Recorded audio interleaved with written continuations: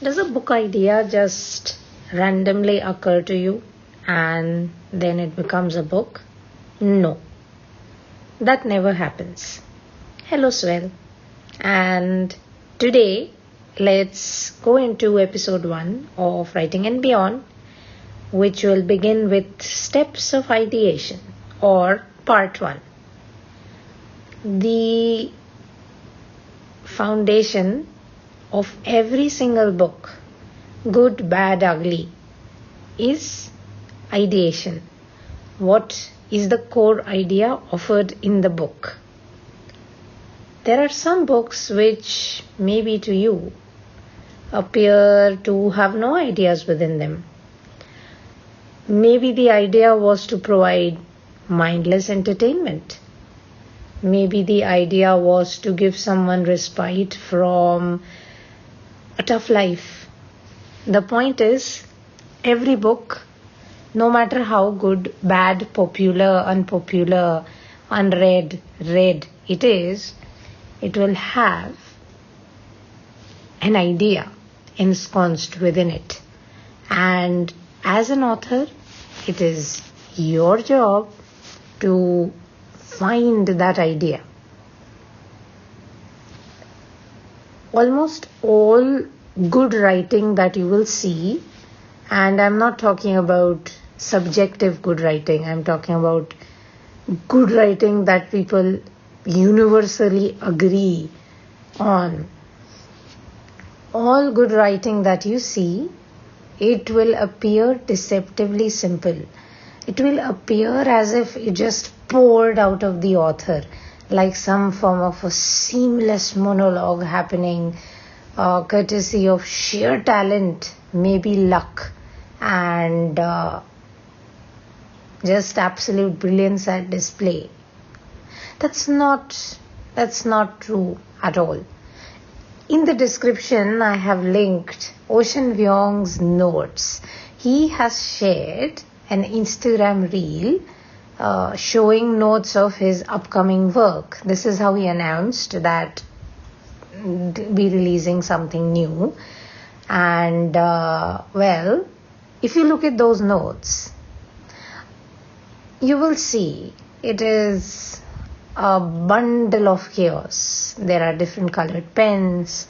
There are scratches all over the place. It is absolutely unkempt, and it seems as if it didn't just flow out of him. It was something that he ideated over time, something that is currently taking shape, something that you and me will hopefully get to read, as Ocean promises, soon. Ideation is exactly that. Ideation is messy. Ideation is what a writer observes and what links the writer creates around it. Now, what I mean by that is ideas in general. When we talk about ideas, there are no unique ideas. No matter what story you tell, fiction or non-fiction, a version of that already exists, because humans have been telling stories to each other for decades, centuries now. There's nothing you can come up with that hasn't been discussed in some way, shape or form before. So what you are doing with ideation is reinvention of ideas. My favorite example for that is the humble potato, a metaphor if you will. The humble potato can be eaten raw. I mean, it won't be delicious. I think. I've never tried eating a raw potato. But you would prefer the potato to be treated and then served in the form of some cuisine, right? So ideas are like potatoes. Potatoes are everywhere. But if you just take the raw potato, it's probably not going to offer the experience you want it to offer. I mean, it will quench your thirst or hunger, right? It will satisfy you just for a little bit.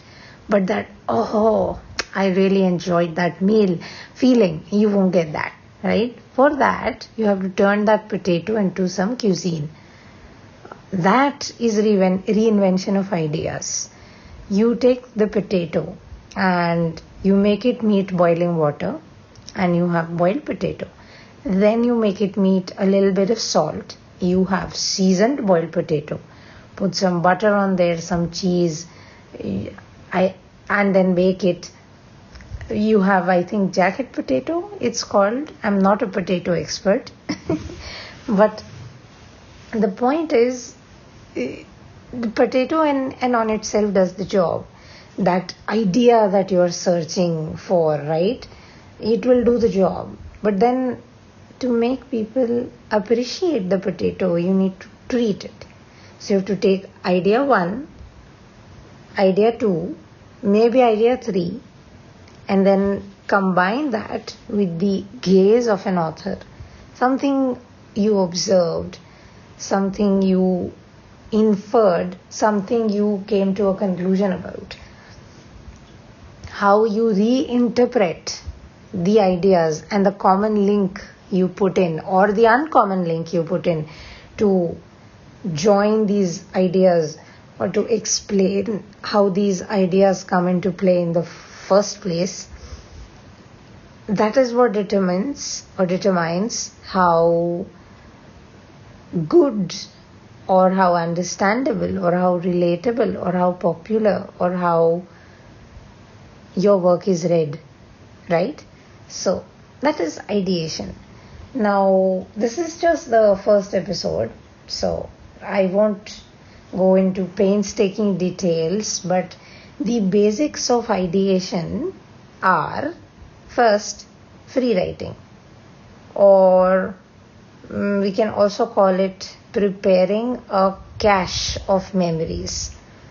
If you have read Storyworthy by Matthew Dicks, he talks about something like homework for life, right? Where you take something remarkable or something that stuck out to you every single day, and you make a little note about it. And then at the end of the year, you pick some remarkable events across the year, and then you try to weave a story around that, right? So free writing is along similar directions, but it is much simpler. In free writing, you just write whatever you want to. Oh, I saw a chocolate.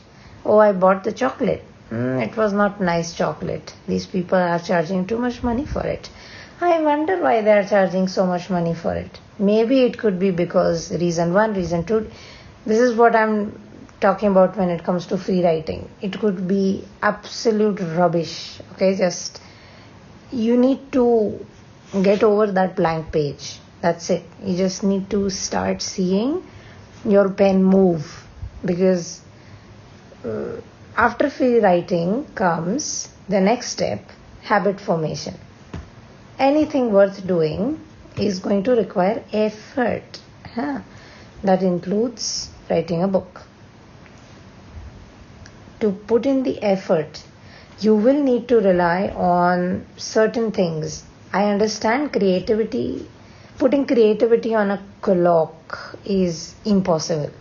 But what you can do is you can utilize routines, you can utilize processes to filter into this creativity, so that whenever this creativity strikes, right, you are there to capture it.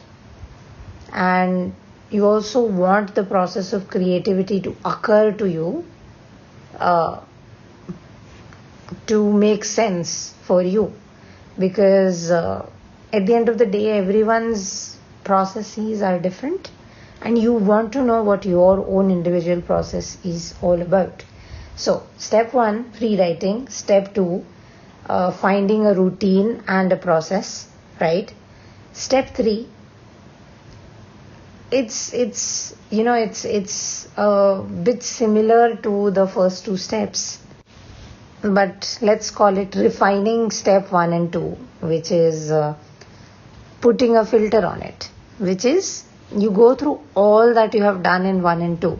You have a process, you have a routine, and because of these two things, you are writing things down, and you're writing things down and you're writing things down.